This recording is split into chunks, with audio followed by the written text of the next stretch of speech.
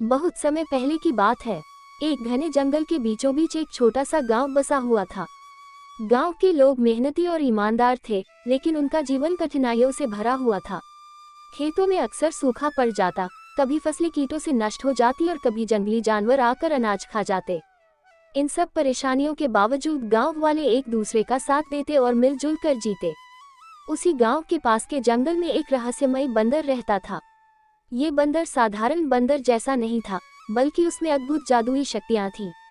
कहते हैं वह बंदर जन्म से ही खास था।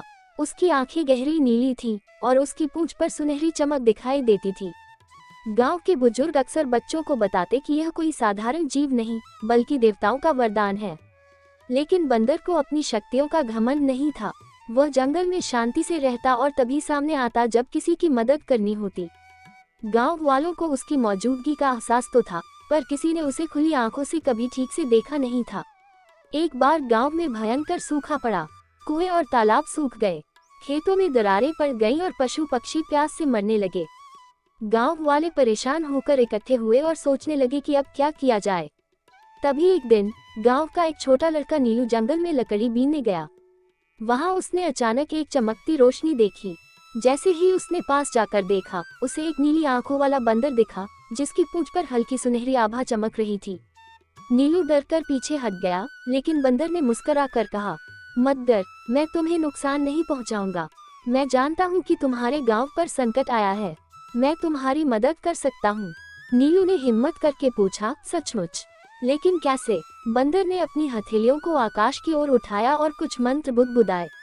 अचानक काले बादल घिर आए और तेज बारिश शुरू हो गई। सूखी धरती में जीवन लौट आया। नीलू ये सब देखकर आश्चर्यचकित रह गया। जब नीलू ने गांव वालों को ये घटना सुनाई तो सब दंग रह गए। कुछ लोग विश्वास करने लगे कि सचमुच जादुई बंदर है, जबकि कुछ ने इसे बच्चा समझकर उसकी कल्पना बता दिया। लेकिन फसलें लहलहाने लगी और कुएं भर गए, तो सबको यकीन हो गया कि नीलू सच बोल रहा है। धीरे धीरे गांव वाले उस बंदर की पूजा करने लगे। वे मानने लगे कि यह कोई साधारण बंदर नहीं बल्कि ईश्वर का दूत है। लेकिन बंदर को पूजा पाठ या चढ़ावे की कोई इच्छा नहीं थी। वह तो सिर्फ चाहता था कि लोग आपस में मिलजुल कर रहें और लोभ लालच से दूर रहें।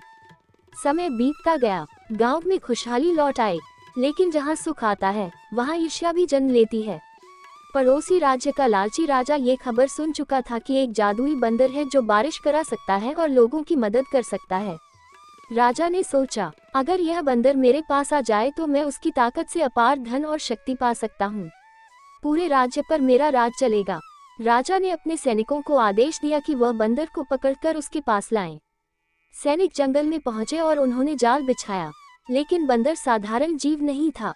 उसने तुरंत समझ लिया और अपनी जादुई शक्तियों से खुद को अदृश्य कर लिया। सैनिक उसे ढूंढते रह गए, पर हाथ कुछ न आया। फिर भी राजा ने हार नहीं मानी। उसने गांव वालों को धमकाया कि अगर वे बंदर को उसके हवाले नहीं करेंगे तो उनका गांव जला दिया जाएगा।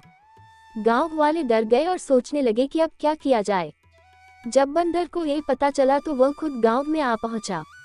उसने कहा, डरो मत, मैं तुम्हें मुसीबत में नहीं छोड़ूंगा। लेकिन याद रखना, लोभ और स्वार्थ हमेशा विनाश लाते हैं। मैं राजा के सामने जाऊंगा, पर अपने तरीके से। अगले दिन राजा के सैनिकों ने बंदर को देखा। राजा खुशी से झूम उठा। उसने कहा, अब तू मेरी सेवा करेगा, मुझे असीम धन और शक्ति देगा।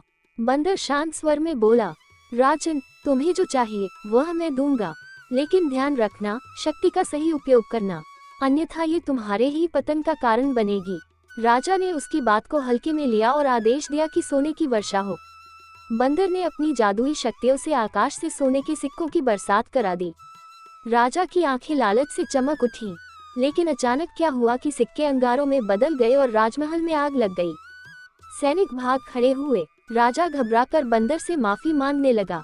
बंदर ने कहा, लोभ ने तुम्हें अंधा बना दिया है। अगर तुम अपने लोगों की भलाई चाहते तो मैं तुम्हें वरदान देता, लेकिन तुमने सिर्फ स्वार्थ सोचा, यही तुम्हारा दंड है। इतना कहकर बंदर ने अपनी पूंछ हिलाए और महल की आग बुझा दी। लेकिन वह स्वयं जंगल के गहरे हिस्से में चला गया और फिर कभी दिखाई नहीं दिया। गांव वालों ने उस दिन एक बड़ा सबक सीखा। जादू और शक्ति का मूल्य तभी है जब उसका उपयोग सबकी भलाई के लिए किया जाए। नीलू बड़ा होकर गांव का प्रधान बना।